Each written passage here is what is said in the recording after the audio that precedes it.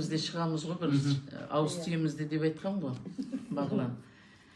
Енді сөзіміз, әңгімеміз бәрі жарасып жатқаннан кейін тіптен ән жырымызды арнап айтып кетіп жатырмыз. Оның үстіне осы шаңырақтың түтінін түтетіп отырған өзіміздің апамыз екен.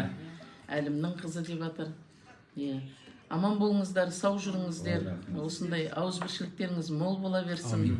Барлықтарыңыз ән мен жырға әуес, сондай бір өнерлі отбасы екенсіздер. Мінекей Бағлан мына жерде ағам тұрады, мына жерде ағам, бәрі, мен айтам, қандай керемет, бәрі жап-жақын бір-біріне тамаша тұрады екен. Жақын деп риза болып жатырмыз енді. Бізді жырлату үшін арнайы жаңағы шақырып алып, бабымызды жасап, оған дейін 2 сағат бұрын дайындалып, даусымызды ашып, домбырамызды келтіреміз ғой. Ол домбыраның да бабын келтірудің өзінің дәстүрі бар. Ап деп домбыраны ала салып, ақырып-бақырып жатсаң, ол да болмайды. Бізде жырауларға үйретеді, мысалға, елде.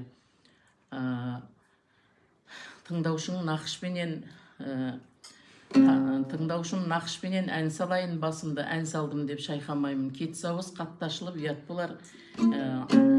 Кетсауыз қатты ашылып ұят болар. Отырған тыңдаушының мазасын алып, сондай қылмаңдар деген сияқты айтады да. Сол сияқты мынау Нұртуған деген біздің сыр бойында, біз енді сыр бойы деп айтып кеткенбіз негізінде. Біздер мынау Ақтөбе жаққа қарай, батысқа қарай көбірек кетеміз. Арал мен Қазалы өңіріндегі осы жыршылық, әншілік мектеп бар. Сол мектепті жалғастырам мен енді өзім. Сонда жаңа Нұртуған атамыз айтады, домбыраңды тарт.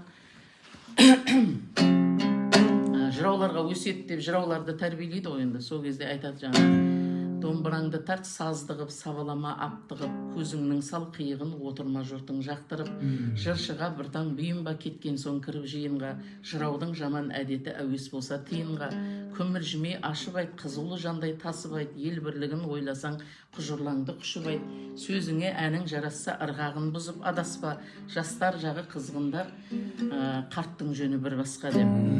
Артық болсын өнерің патша отырған тақтанда деп аяқтайды соңында.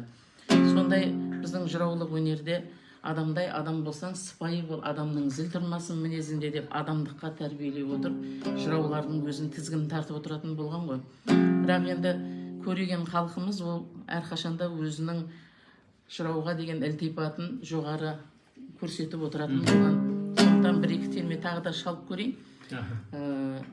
Бастап қызып кетсек, тоқтай алмай қалсақ, енді қоймай қоямыз. Неше жылда өшін алу керек. Өш деген өте қиын болып жатыр енді. Айгүл алды біраз өшті.